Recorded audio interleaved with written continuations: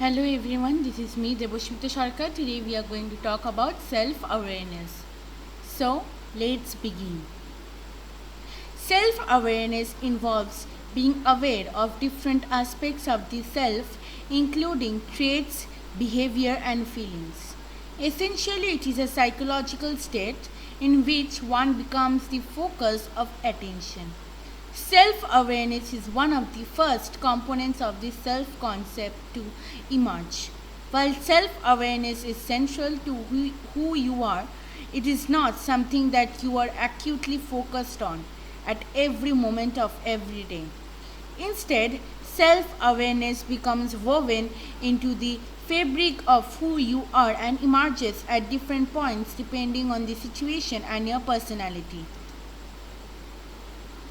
People are not born completely self aware. Yet, research has also found that infants do have a rudimentary sense of self awareness. Infants possess this awareness that they are a separate being from others, which is evidenced by behaviors such as the rooting reflex in which an infant searches for a nipple when something brushes against his or her face. Researchers have also found that even newborns can differentiate between self and non self touch. Researchers have proposed that an area of the brain known as the anterior cingulate cortex, located in the frontal lobe region, plays an important role in developing self awareness. Studies have also used brain imaging to show that this region becomes activated in self aware adults. The Lewis and Brooks gun experiment suggests that self awareness begins to emerge in India around the age of 18 months, an age that coincides with the rapid growth of spindle cells in the anterior cingulate cortex. However, one study found that a patient retained self awareness even with extensive damage to areas of the brain, including the insula and anterior cingulate cortex. This suggests that these areas of the brain are not required for most aspects of self awareness, and that awareness may instead arise from interactions distributed among brain networks.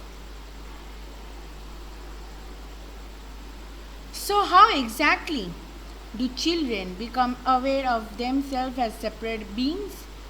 Researchers suggest that children progress through a series of levels of self awareness between birth and approximately age 4 or 5. Self awareness is observed by how children respond to their own reflection in a mirror. Types of self awareness. Psychologists often break self awareness down into two different types, either public or private. Public self awareness, this type of self awareness emerges when people are aware of how they appear to others. Public self awareness often emerges in situations when people are at the center of attention, such as when giving a presentation or talking to a group of friends. This type of self awareness often compels people to adhere to social norms.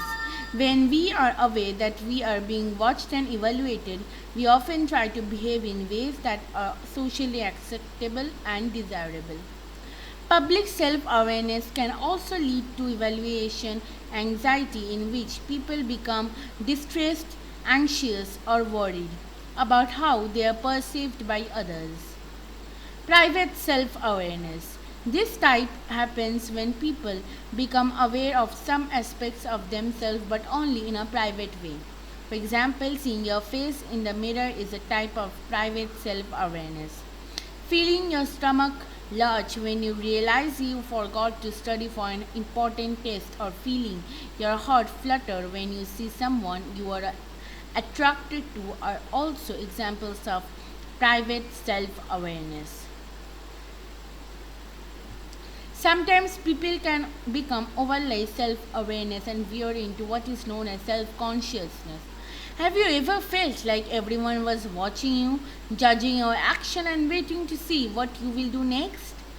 This heightened state of self awareness can leave you feeling awkward and nervous in some instances. These people tend to be more aware of their feelings and beliefs and are therefore more likely to stick to their personal views. However, they are also more likely to suffer from negative health consequences such as increased stress and anxiety.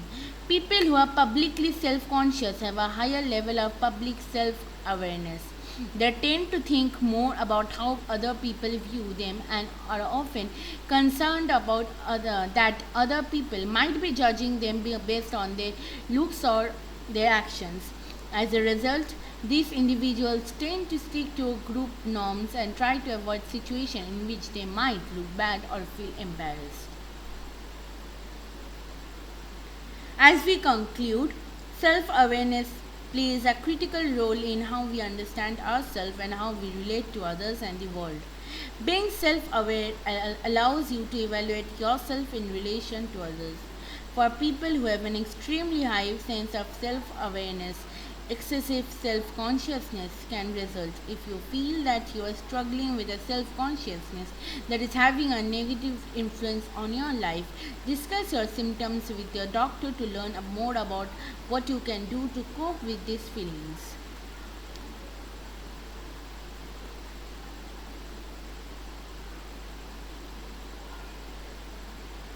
Thank you. Please do like, share, and subscribe to my channel. Don't forget to comment in the comment section below. Bye bye. Stay home and stay safe.